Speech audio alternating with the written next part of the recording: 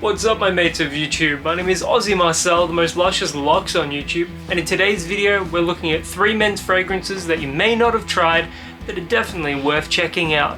Song mood of the day is the song Wood by Alice in Chains from the album Dirt. It's an incredible song from an incredible album, one of the best in the grunge scene. Check it out if you haven't already, although probably have heard a couple of tracks from that album because it's iconic. Anyways, my fragrance of the day is Ombre Leather by Tom Ford. I've been wearing my biker jackets a lot more because it's cooling down here in Victoria. And yeah, wearing this with a biker jacket is just the ultimate pairing in my opinion. There's a bit of sweetness and it's very leathery, rich, decadent, classy, sophisticated.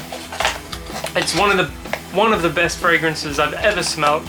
I'm waiting for a bottle of Tuscan leather in the mail, which is even more expensive than this. However, I expect it to be just as decadent and just as wearable, just as delicious. This is worth every single cent I paid for it. It's phenomenal, and that's all I'll say. So, starting things off, we've got Opium Pour On by Yves Saint Laurent. This is an incredible scent, a huge, rich tobacco note. It smells a little old school, but it's got just enough difference to it that makes it stand out today. And not a lot of people wear it. Like, I know a lot of women wear black opium, but nobody wears the men's opium. It looks pretty boring and old school, but don't let that fool you. It is an incredible scent. Blackcurrant, tobacco, warm, spicy. It's really quite a nice fragrance.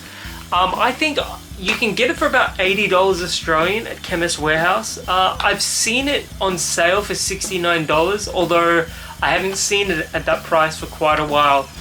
I love this one so much. I had 2 bottles of it, but my ex-partner broke it by accident and replaced it with my bottle of Dylan Blue. Another fantastic scent. But we won't go on about Dylan Blue again because I just keep talking about it.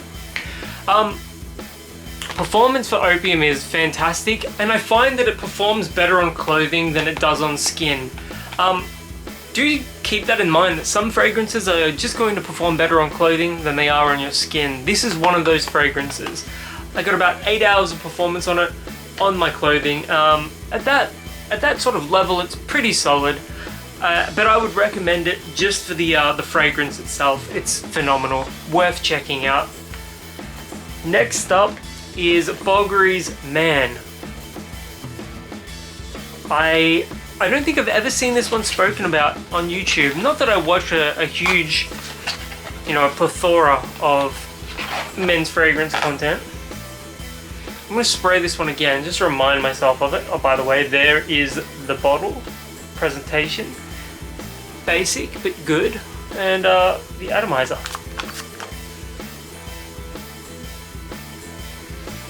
Aromatic, citrus, woody.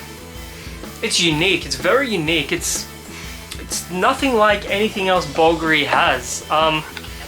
Bulgari are one of my favorite men's fragrance brands. One of my favorite fragrance brands, period. Let's just make that clear. Because they do things so differently. This doesn't smell typical. Like it reminds me of Calvin Klein's Contradiction for Him, now that I think about it. However, I'm not a fan of that fragrance, whereas I am a fan of this. It's just a little richer, performance is better, we're talking about 7-ish hours, but that woodiness, as it dries down a little bit, it's herbaceous, it's woody. Yeah, definitely worth checking out. I think I got this for $50, but I've seen it more around the $70 mark. And that is at Chemist Warehouse and Priceline. You may be able to find it cheaper on eBay, so do check online as well. And lastly, I've got one that I'm pretty sure is discontinued now, and that's Dolce Gabbana's The One Gentleman. Now, take The One remove some of that warm spiciness that makes it. Remove some of that tobacco and replace it with a really classy, luxurious herbal facet, and you've got a pretty good idea of what this smells like. I'm gonna spray this just to remind myself. Solid atomizer. It reminds me of, I can't think of the name of it just off the top of my head, but it's a soft drink. Lime cordial. It reminds me of the smell of lime cordial. Now that's a very Australian way of putting things. I don't know what Americans call it. Cordial syrup. Alright, basically it's like, you know, Cottee's cordial. You just put it in a cup, you put water in it. It's sort of like Kool-Aid, except it's a liquid, not a powder. Bloody hell. How do I explain cordial to an American?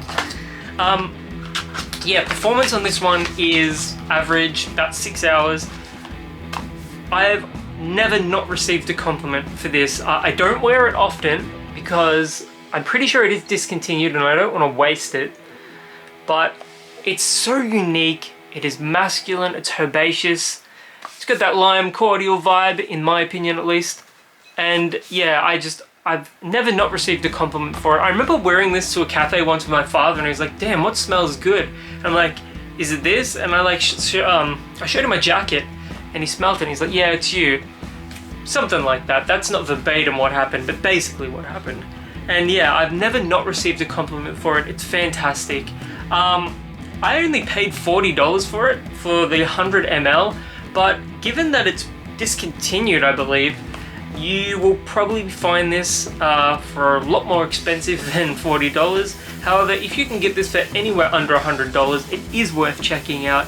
And I do believe that it's one of those fragrances that people just forget about because it's not the one Eau de Toilette or the one Eau de Parfum.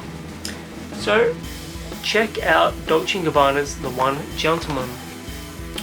Anyways, if you've ever worn any of these before, let me know in the comments below, as I always like hearing from you guys. And until my next video, my name is Aussie Marcel, the most luscious locks on YouTube, and I'll catch you guys around.